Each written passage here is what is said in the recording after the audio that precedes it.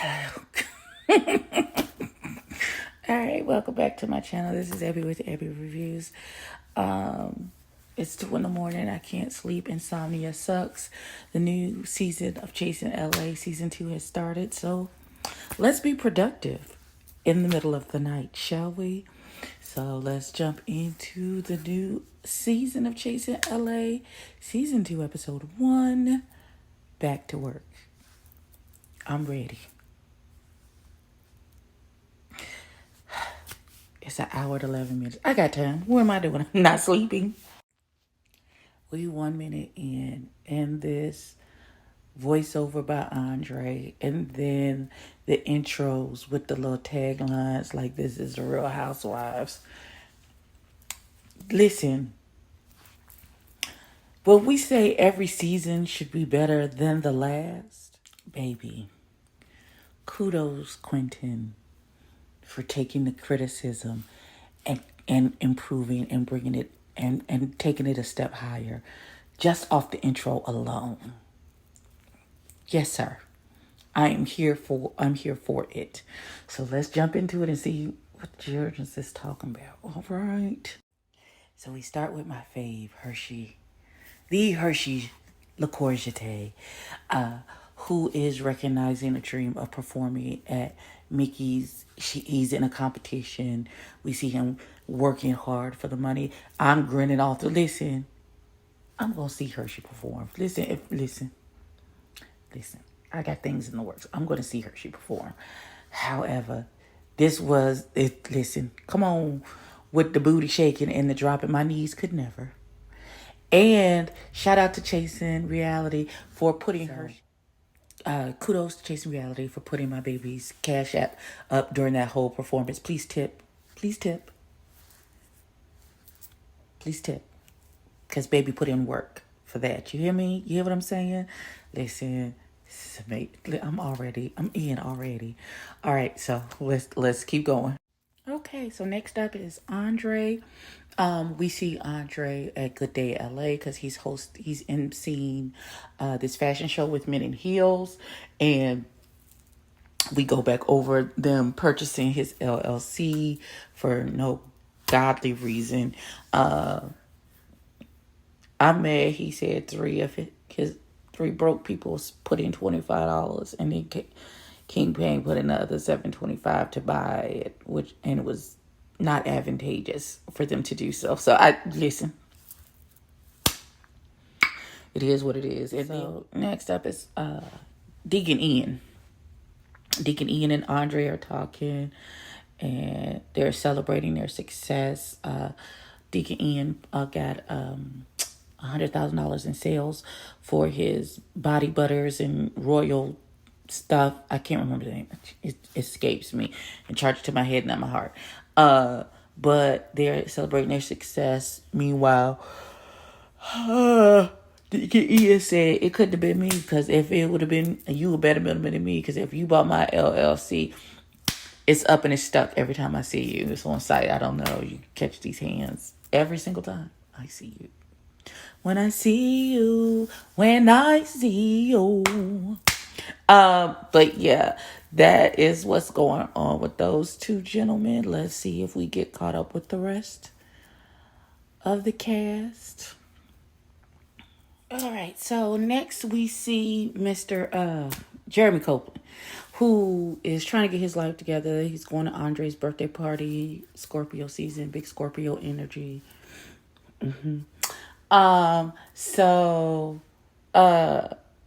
he gets on the phone with William, and they have a little conversation. They're associates, like they've seen each other at the club a couple times. But yeah, they're gonna introduce William into the situation eventually. Now Jeremy is on crutches and got a cast on his leg because he done tore his Achilles tendon, pop dropping and locking it for the people. Child, it's a lot.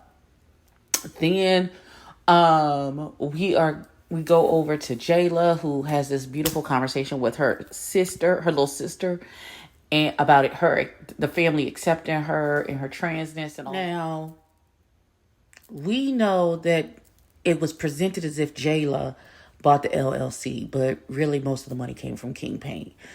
But so Andre and King Payne hugged at somebody's birthday party. I wasn't sure if it was Andre or King Payne's, one of the two.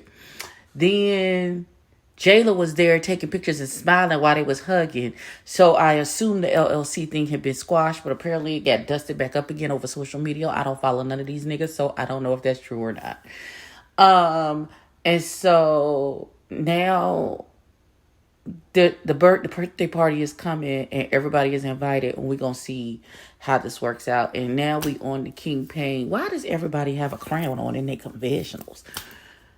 First Deacon Ian and now King Payne. What is going on? And none of them look good. So all right, we're gonna see what happens. So we find out who the Legion of Doom is who bought the LLC. So it's King Payne, Jayla, Quan, and Alicia. Them four got together and put in some monies and bought that child's LLC. Now, King Payne apparently is not invited to Andre's birthday party.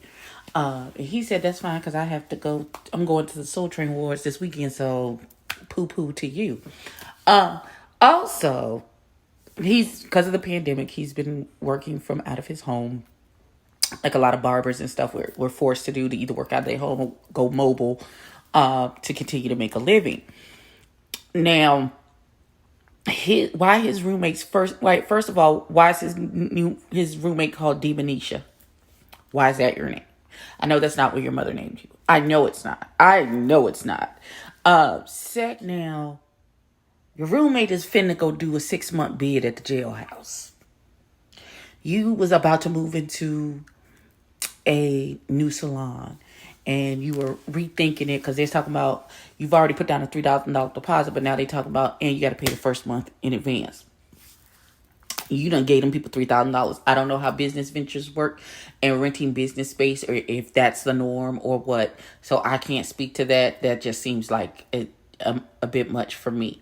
But he's now rethinking it, and should he get his $3,000 back? And then once the roommate says, well, I'm going to be gone for 6 months, and now King Payne has to cover all of the bills for the next 6 months, he was like, okay, so yeah, I really have to take a step back and reevaluate because I have all these businesses I'm trying to do and about to blue.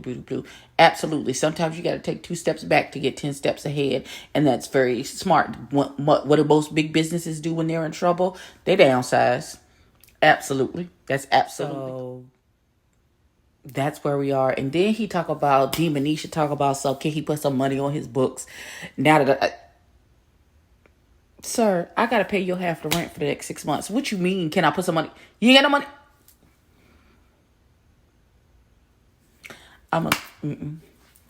Cause no judgment, because I've held the nigga down in jail, put money on the books, made sure he was good, got packages and everything while he was in the clinkety clink for a good 6-7 months. I did it. So do what you gotta do for your peoples, and we go keep on going. Okay, so we are back with my love Hershey, and okay, let me rewind because I think I skipped over Andre. We see Andre doing his hosting gig for this Males and Heels event, and I think there's like a pop-up shop at the end when he's selling his wares. So I like the fact that we're seeing people do their work, because last season it was a lot of get to know each other, and the only people who actually had work scenes was like Hershey. We saw him perform, and it was the actual work being done was very little. So the fact that we are getting more actually in depth of what these people are doing and chasing, chef's kiss. I love it.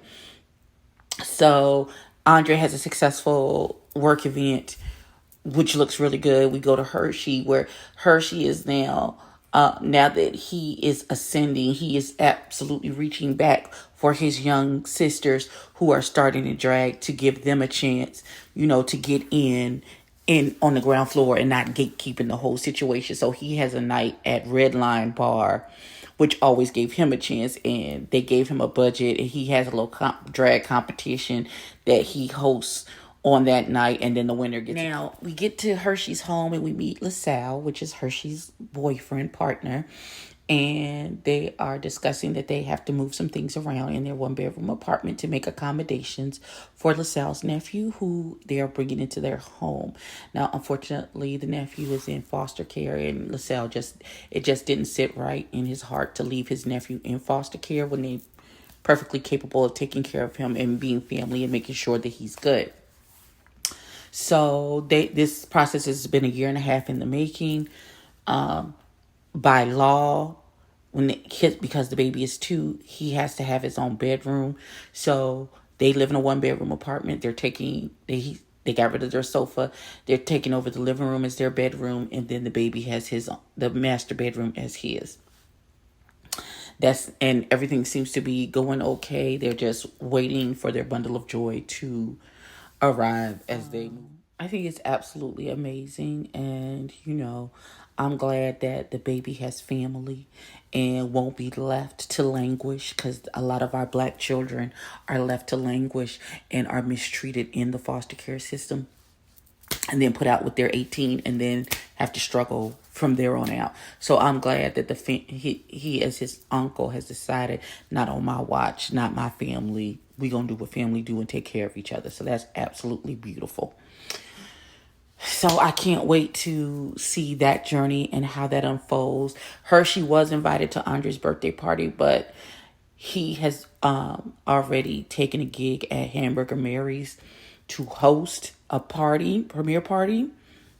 So he will be unable to attend. And he's still a little weary about being around the group, because they don't know how to show their, if they don't know nothing else, they know how to show their butts. So, okay, so we met one of the new babies, Poetic. I can't think of his last name. I don't think it's Justice. We met Poetic. He was apparently on Y'all and Fix My Life. He was in foster care, raised for Jehovah's Witness. He's been through a lot.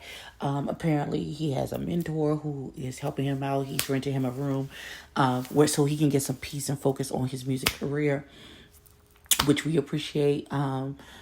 He was able to go to Andre's fashion show, and he's going to, I think, Andre's birthday party. So I can't wait to see this young man. He seems to be a good singer. Go stream his music now. He's got a new song. I think it's called Passenger. So go look for it on all streaming platforms and give that baby his spins and views and downloads and all of the things. We then with Fly King Eye, who's cooking up some more body butter and oils and things to do a photo show. Deacon Ian calls Hershey to see if he's coming to Andre's birthday party. And Hershey has to tell him, no, I can't go because I'm booked. And you bitches can't be in a group and have peace. So, listen, I do y'all niggas in sections. So, that is where we left off with that. We got about 10 minutes left in the episode. This has been really good for a premiere. Really, really good. If this is indicative of how the season goes, I'm here for it. All right, so the episode ends with the beginning of Andre's party. Jeremy arrives having to hobble up 1,500 flights of stairs. Deacon Ian is there, and Jayla arrives. Now, Andre is made aware that Jayla is going to be there because she RSVP'd. They ask where King Payne is. Jayla's like, I don't know. I'm going to let them 2 grown men handle they 2 grown men bees. Just don't ask me nothing. I'm here on my own good terms, trying to stay in good graces with this man. And so the episode ended with Andre arriving to the party, and we're going to see what happens next week. This, for a premiere first episode, like I said, was really good. I'm looking forward to this entire season. We're going to see what happens. This is like, yes, great job, production. This was absolutely amazing. This has been my review and recap of Chasing LA Season 2, Episode 1. Like, comment, and subscribe. Tell a friend, and tell a kid, and I'll catch you for something else.